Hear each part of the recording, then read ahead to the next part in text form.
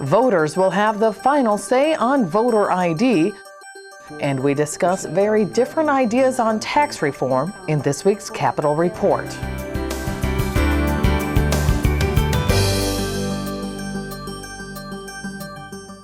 Hello, everybody, and welcome to this week's Capitol Report. I'm Julie Bartkey. Voter photo ID is on its way to the November ballot. The constitutional amendment passed the House and Senate floor.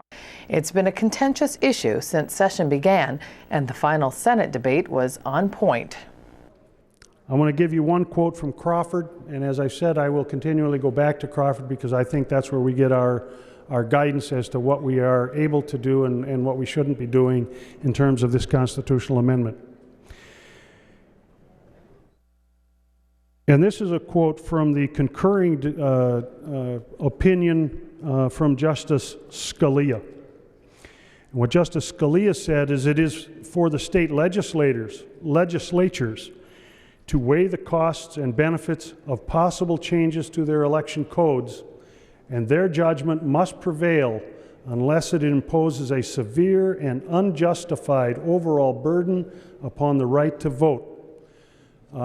In putting this bill together, I believe that this bill does just that. When you write a constitutional amendment, you're writing it for decades or longer, 150 years maybe. What if it turns out somewhere down the road that photographic identification isn't quite the right language? Some technology we don't know about will be invented April 6, 2012, will be commercialized or become publicly known April 6, 2013, and commercialized a year later,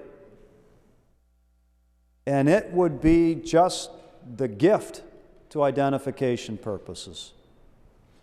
Cheaper, quicker, easier. We can't even conceive of it right now, but someone might. But stuck in our Constitution, it says photographic identification. Then what do we do?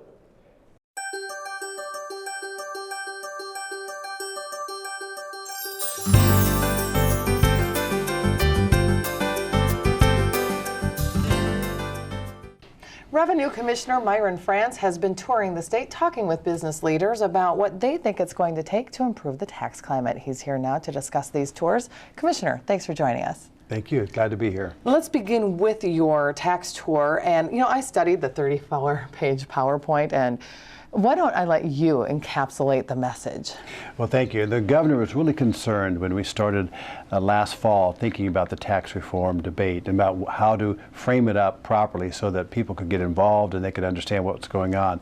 And one of the big things that the governor and I talked about was making sure that we had input from people around the state. So I've been going out to a number of different, I've been to I think 18 cities now. We've had 33 meetings, talked to over 56 legislators, almost 3,000 people so far, and we have an advisory group of mayors. So that's what we've done so far. We're not done yet. But what I'm really saying to people as I'm on the tax reform tour is the problem of balance. We're out of balance in terms of our property tax, our sales tax, and our income tax. It used to be in Minnesota that we talked about the three legs of the revenue stool, and here we are.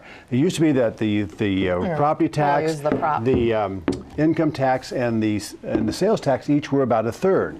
So this is from 1999, and as you can see, in 1999, 30.4% of the revenue for the general fund came from property tax. Then, if you look in income, it's 34.8%. And if you look at the sales tax, it was 34.7. Now, it's not perfectly balanced, but you can see the three-legged stool actually stands up on its own 3 feet. And there's always going to be some difference between one year and another year. But if you fast forward to 2010, we'll look at our other prop here. This is 2010 taxes. So if you look at this, now sales taxes or revenues are down to 26.6%. property taxes way up almost 40%, 39.8%, and finally, income taxes stayed about the same, 33.6%. So we've seen this shifting where the state is relying much more on property tax now than it used to rely in the past. Well, and do you think a part of that is, as I noticed that the other stool was from 1999, so it was before the business property tax was implemented. Do you credit that for being a big part of why property tax is much more of a percentage of our revenue now? That's one of the reasons, and the other really good reason is the fact that we had some income tax reductions in 1999 and 2000. So a combination of income tax rate reductions and then a reliance on the statewide business property tax and then a continued reliance on property taxes throughout the decade of 2000, and also the sales tax has been eroding. One of the things you may have seen in the slide presentation is that we're losing more and more revenue to online purchases from out-of-state retailers, and the whole economy is changing and more people are spending their money on services rather than goods. And in Minnesota we tend to tax at the sales tax level. We tend to tax goods more than services. So there's another reason that the sales tax is eroding. So all in all, we've really neglected the balance issue in the last decade. And the governor really wants to make sure that when we go forward and we listen to people around the state, we listen to their concerns about, is this out of balance a problem for them? And we're hearing over and over again that people really are concerned that we need to rebalance our revenue for the state. Get more specific on what you're hearing from business owners and people as you do these tours. What are some of the suggestions, and have there been any aha moments? There have been several, actually. What's interesting is, first of all, everyone agrees, business people, individuals, farmers, students, business people, doctors, lawyers, that it's too complex. Our system has gotten so complex that it's too much time to complete your taxes and do your forms. So everyone agrees that that's something. I'd agree with that. Yeah, isn't that? I mean, that's kind of an easy one, but unfortunately, it's hard to solve. But the other really interesting thing that people are saying is, a lot of businesses and individuals are saying they're willing to give up their particular deductions that they benefit from if it would mean a more simple tax base. One of the real principles of tax reform is to broaden the base. So, for example, in the sales tax area, we exclude a lot of items from tax. If we broaden the base, we could probably lower the rate. In the income tax, we have a lot of deductions and credits that we have in the tax code. If we eliminated some of those, we could broaden the base and lower the rate. So there's a lot of I want to say a lot of support for the idea of simplification, and people are willing to give up deductions and credits and expenditures for a system that's more fair, where everyone pays their fair share. So let's tie in what you are hearing to the tax bills that are proposed in both the House and Senate at this point. Do you think that those bills do help achieve that goal? Will they simplify things a bit? I don't think so, and that's one of the concerns. I've met with Chair Davids in the House Tax Committee and Senator Ortman, Chair Ortman in the Senate Tax Committee, and we've talked about these issues. There are certainly some areas where we could make some agreement on, I think, but we're concerned, the governor's concerned about the fact that both of these bills rely on either taking money out of the current reserves to fund tax relief or using money from renters' refunds to support business tax relief. But the more fundamental concern we have is the fact that the property tax relief for businesses in the Senate bill, for example, and in the House bill, target just business property owners. There's a small relief provision for homeowners, but in essence, it's really focused on the business property tax. And the governor's concern in terms of property tax relief, that we really affect all kinds of properties, homeowners, apartment renters, and farmers. So the tax bill, so the two tax bills themselves don't really address widespread tax relief. You did talk briefly about the business property tax. Let's talk just a little bit more about that. We did talk with Chair Ortman. It'll appear a bit later in the program. She contends that, again, the idea was when they implemented this, the idea was to take some relief off of homeowners. It didn't work, and therefore let's give some relief to these businesses, even small businesses, and therefore they will begin to reinvest in the community, maybe increase salaries, hire more people. That's what they're hoping to achieve with this. Is it something that you and the governor could support? Well, the concern about that, certainly we support tax relief. The concern about the hope that by reducing the statewide property taxes, businesses will invest more is just that, it's a hope. And that's why the governor proposed a Jobs Now credit, which requires someone to actually hire somebody.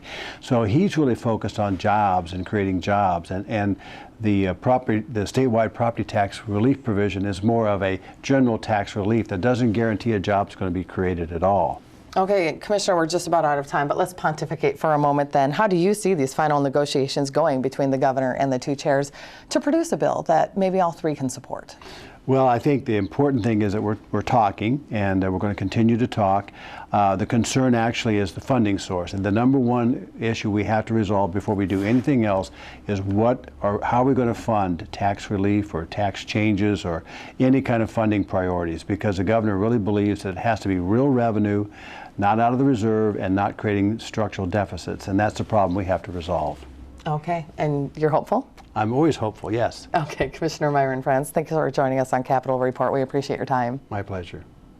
This group rallied lawmakers to prove they are able to actively lobby for improving funding for the disabled. Funding cuts for personal care assistance and other programs and services were the motivation for these advocates to request action to restore public dollars. Please continue to stand strong and protect disability supports this legislative session throughout the other legislative sessions. Mark Dayton, thank you so very much.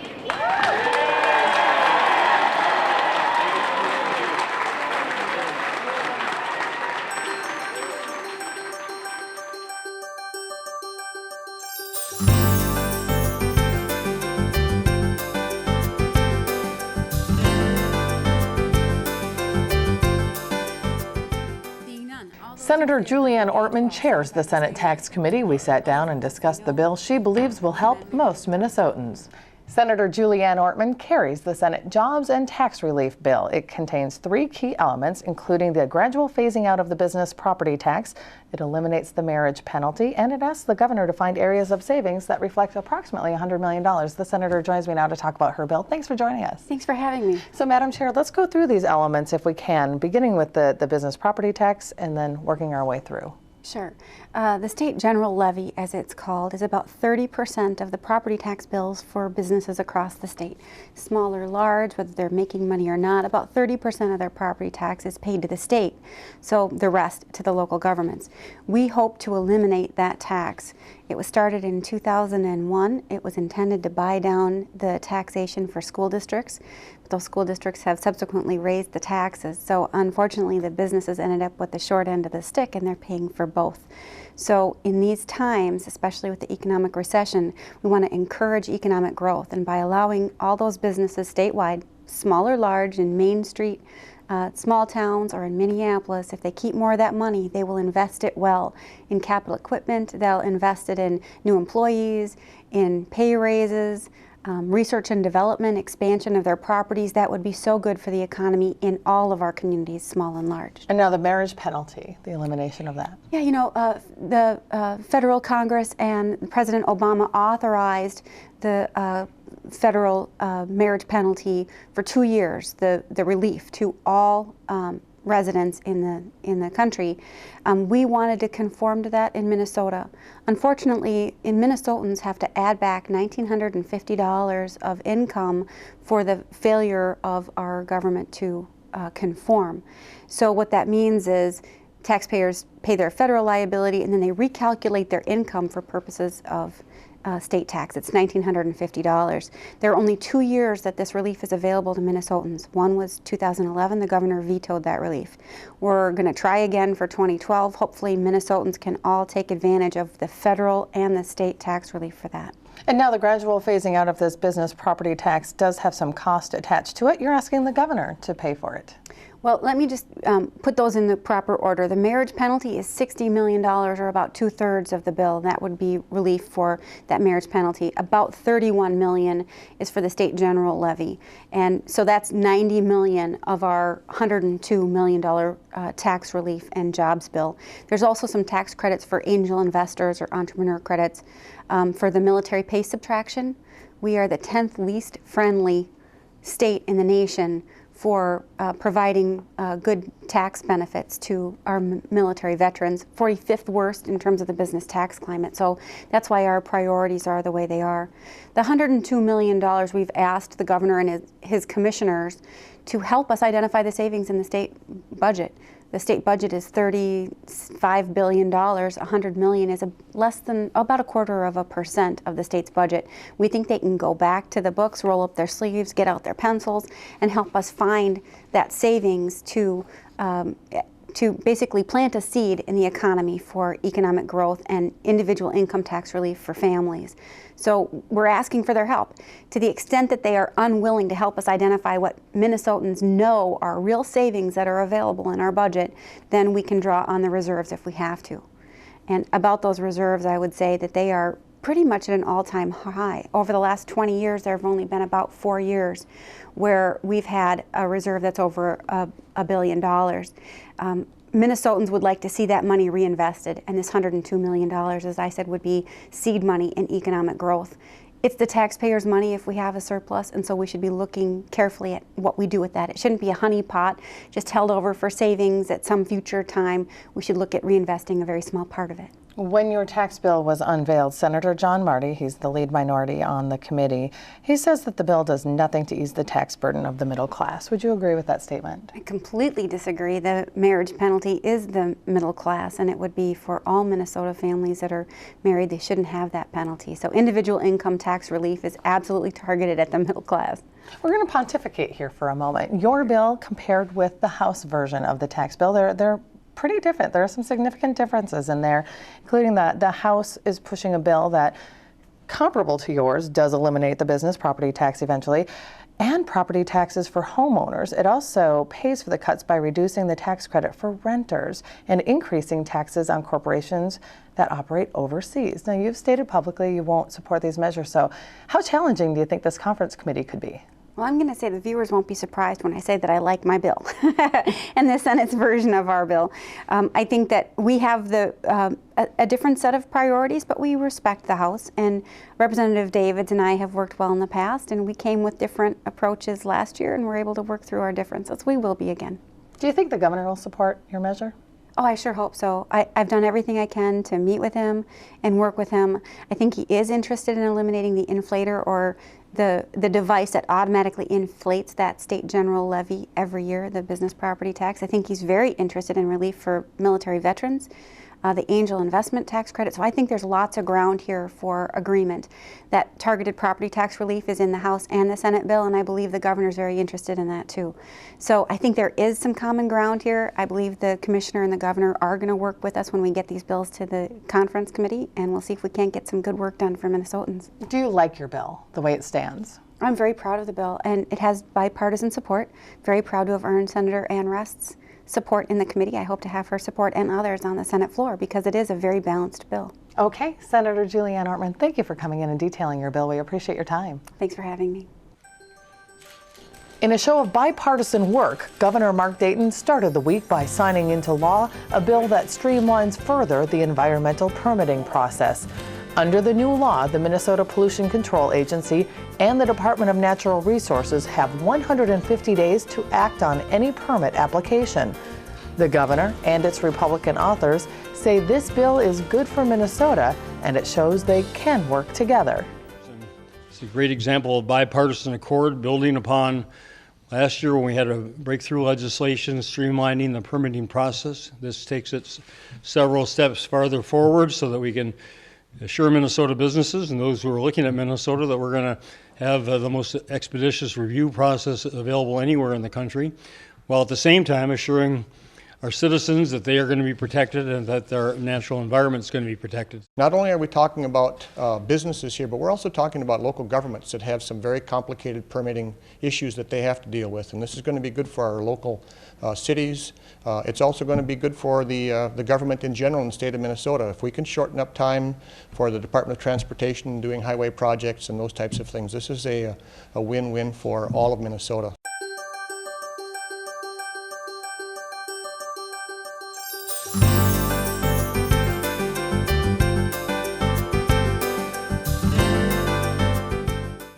The chair of the Senate Jobs and Economic Development Committee is returning to his day job in the private sector. We sat down with Senator Geoff Michel for his perspective on leaving public office. You were elected to the Senate in 2002. If you can, try to encapsulate the changes to the institution during your time in office. Boy, where has the time gone? Well, I think I've seen a lot over 10 years, and it's still kind of, some of it's just a blur. I kind of can't believe 10 years have gone by, but you know, probably the biggest institutional change in the Minnesota State Senate is the first change in the majority in some 38 years. So that would definitely be high on my list of things that I'm proud of. The things that I will remember the most is literally crossing the street from the state office building and bringing in a new majority to the state Senate, to the state Capitol building. I know maybe another answer to that, Julie, would be the rise in the importance, and I'd also say maybe the volume of your profession, of the media.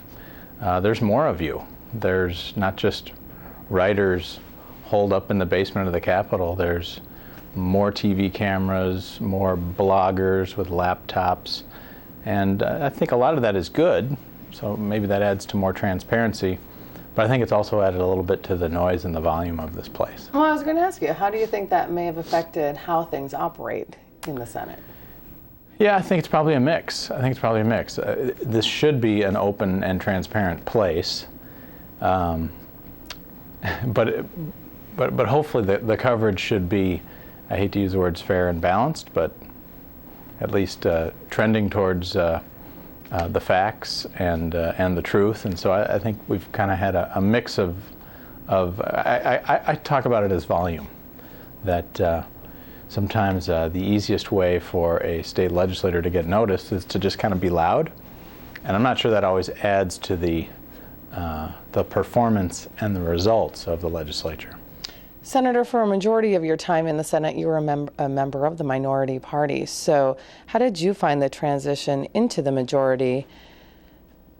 How did that work for you, both as a chair and as a leader? Mm-hmm. Well, it's a big change. It's a big difference. And I like to think that's one of the reasons my state legislative experience is pretty complete. I got to work with a Republican governor. I got to work in the minority. I got to work with a Democratic governor. And I got to work in the majority. You know, clearly committee chairs carry a lot of weight.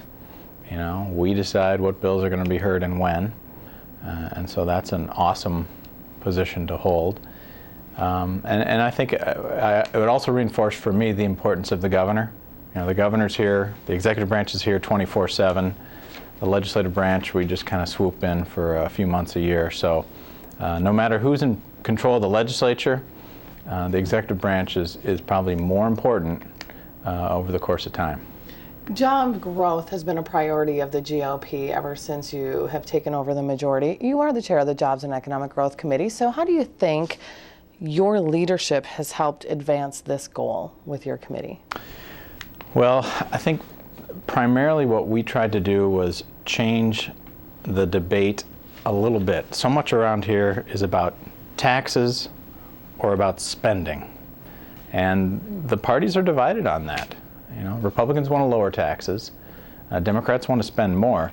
We wanted to add a third topic to that conversation. That was about growth, about job growth. If we can get that Minnesota economy thriving and booming, that's going to mean good things for Minnesotans, all Minnesotans, Republicans and Democrats. And so we tried to focus on, and we'll still continue to focus on, as in the last days and weeks of the session here, you know, what can we do to make this the best place to start and grow a small business? We all want that, and we all need that, and we all should be measured on that by our constituents. And what are you going to take from your time here in office as you enter the private sector again? Well,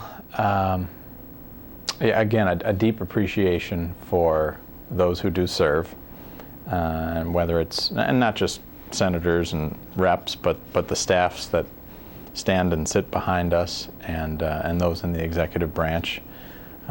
In most cases, these are people who get up every day and are trying to do good things for Minnesota, and you don't always hear the good stories. You don't always hear the good stories. So I take that away, and I take away just what a tremendous honor it has been.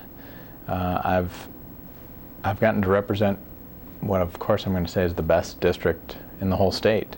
I mean, the people of Edina and West Bloomington and that whole western suburban part of the Twin Cities, those are the best and the brightest. I'm happy to be around them. I'm not going to say I'm one of the best and the brightest, but it's been an honor to come up here every day with their ideas and their enthusiasm, and so I take a lot back.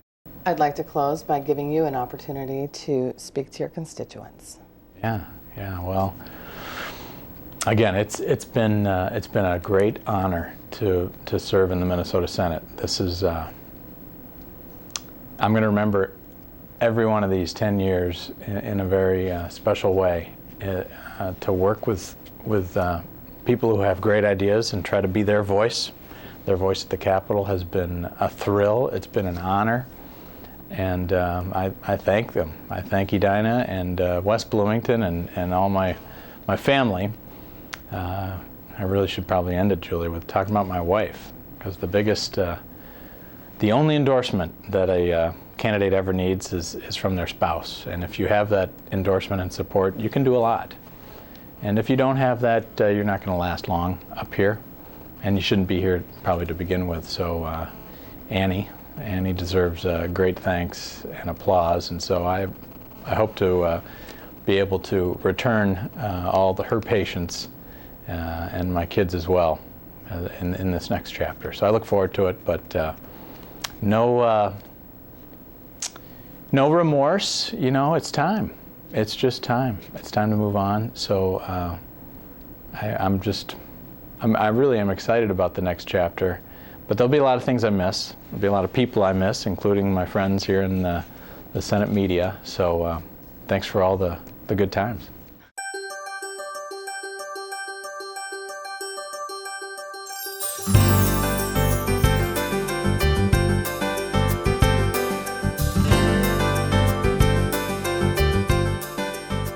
The proposal to build a Viking stadium cleared its first House committee. The financing of the bill continues to rely on gambling revenue from electronic pull tabs and electronic bingo. It also increases the tax break charities receive from the gaming.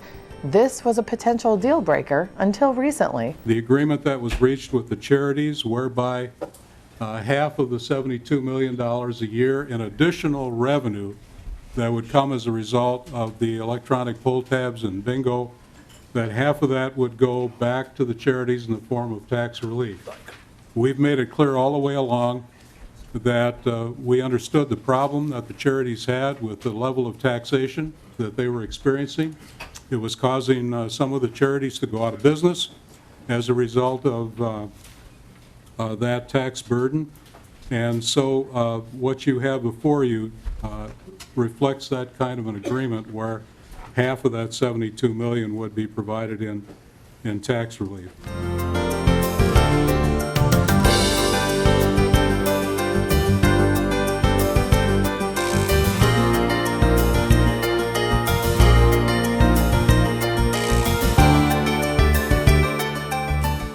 That wraps up this week's program. From all of us at Senate Media Services, I'm Julie Bartkey. Thanks for watching this week's Capitol Report.